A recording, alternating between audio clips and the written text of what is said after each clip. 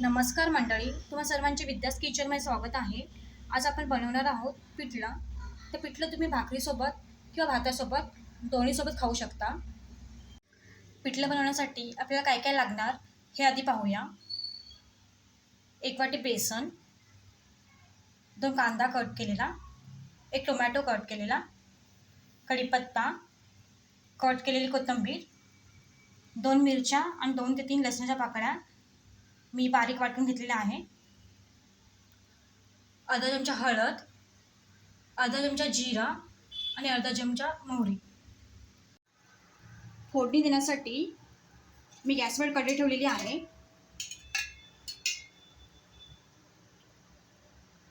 त्यात 2 चमचे तेल ॲड करूया.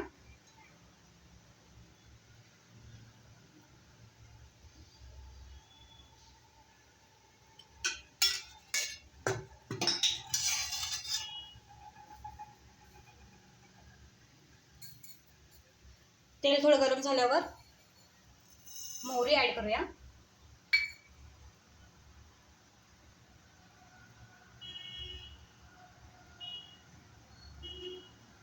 मोहरी चांगली भाजायची आहे. जोपर्यंत तडतडत नाही तोपर्यंत भाजायची आहे. मोहरी चांगली भाजलेली आहे. त्यात जिरा ॲड करूया.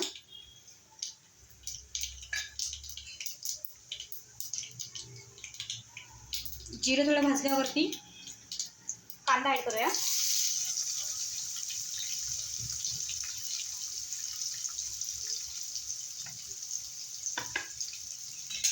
मिक्स करून घेऊया.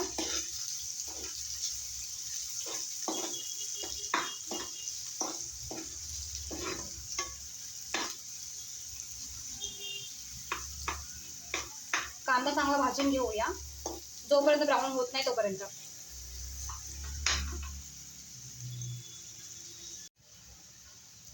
कांदा चांगला भाजलेला आहे. आता टोमॅटो ॲड करूया.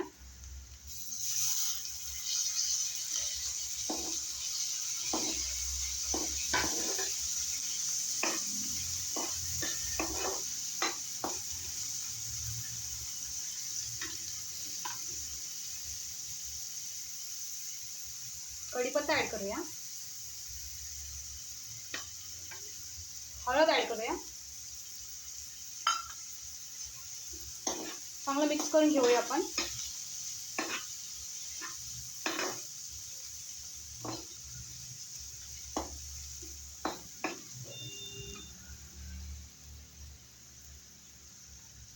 मिरचीचा ठेचा ॲड करूया.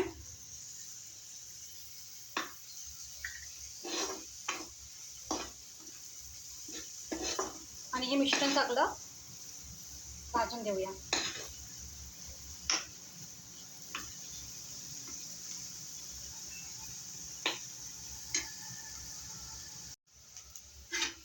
मिश्रण चांगलं भाजल्यावरती त्यात पाणी ॲड करूया.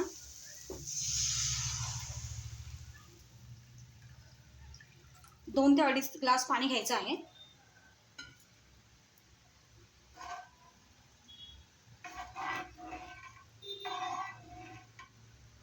चांगलं मिक्स करून घ्यायचं आहे.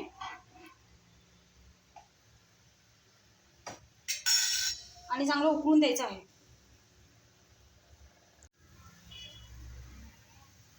पाणी चांगलं उकळलेलं आहे. चवीनुसार मीठ ॲड करूया.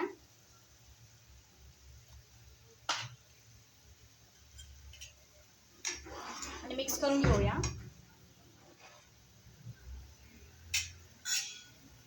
गॅस आपण स्लो करूया. आता आपल्याला हे बेसन ह्याच्यामध्ये ॲड करायचं आहे. तर थोडं थोडं बेसन आपण ह्यात टाकायचं आहे आणि हे असं हलवत राहायचं आहे. हलवलं नाही तर गाठी त्यात होतात.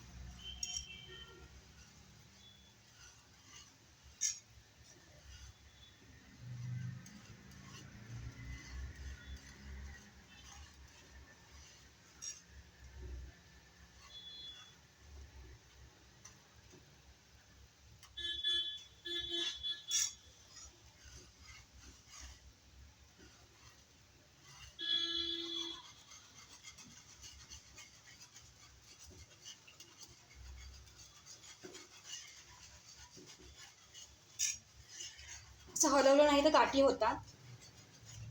तुम्हाला हे हार्ड वाटत असेल तर तुम्ही आधी पाण्यामध्ये बेसन मिक्स करून ते ॲड करू शकता. पण त्याने होतं असं की त्याने जास्त चव लागत नाही.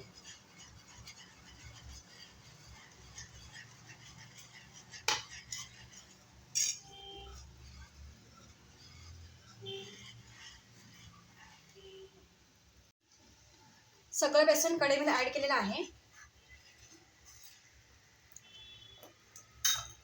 आता त्याच्यावर झाकण ठेवूया आणि 4 ते 5 मिनिट मीडियम फ्लेमवरती ठेवूया आपण. 5 ते 6 मिनिट झालेले आहेत. झाकण काढूया आणि मिक्स करून घेऊया.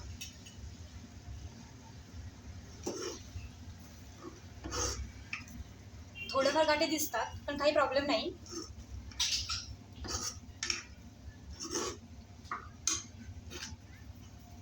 आता कोथिंबीर ॲड करूया